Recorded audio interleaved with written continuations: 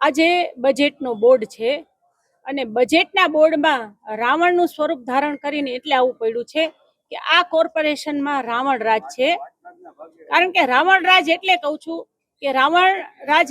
છું કે આ 10 માથા છે ને એ પબ્લિકની પ્રાથમિક સુવિધા છે.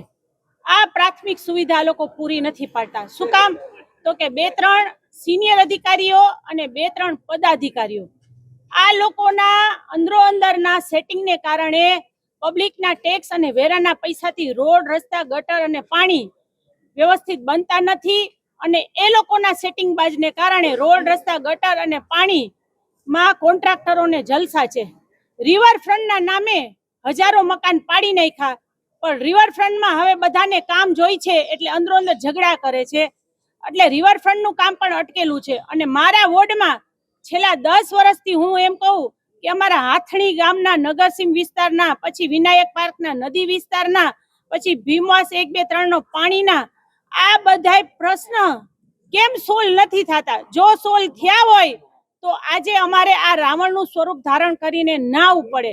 છેલ્લા 5 વર્ષથી બોર્ડમાં આવું છું. આની પહેલા જ્યારે પહેલો બોર્ડ ચૂંટાઈને આવી ત્યારે લેડીઝ મેયર હતા, પૂર્વ મેયર, મેં એને ખરાબ પાણી સ્ટેજ ઉપર આપ્યું હતું અને કીધું હતું કે અમારા વોર્ડમાં પાણીનો પ્રશ્ન છે. એ 5 વર્ષથી પાણીનો પ્રશ્ન એમને એમ ચાલુ ને ચાલુ જ છે. ખરાબ જ પાણી આવે છે બધી જગ્યાએ.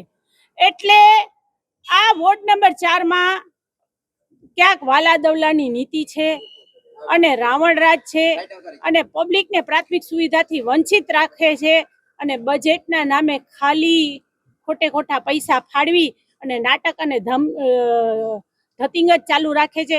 હું તો એમ કહું કે આ બધા પદાધિકારીઓને ખરી રીતે સાઈડમાં ક્યાંક નાટક કંપનીમાં પણ જોડાઈ જવું જોઈએ તો પણ એના પણ પૈસા મળે. કારણ કે એ લોકોને બહુ સરસ કહેતા આવડે છે, કામ થઈ જશે જોઈ લેશું, થઈ જશે જોઈ લેશું. એટલે મારે વોર્ડની પ્રાથમિક સુવિધાને માટે થઈ અને મારે આજે આ રાવણનું સ્વરૂપ કરી અને અહીંયા આવવું પડે છે. અને આ રિયલ હકીકત જ છે કે આ કોર્પોરેશનમાં રાવણ રાજ છે, રામ રાજ નથી. હવે અમે રામ અને કૃષ્ણની રાહ જોઈને બેઠા છીએ કે હવે તો સાક્ષાત ઈ આવીને જ આ પબ્લિકના પ્રશ્ન સોલ્વ કરી શકશે. બાકી તો હવે કોઈ આ પબ્લિકના પ્રશ્ન સોલ્વ કરવા માટે મને નથી લાગતું કોઈ હોય.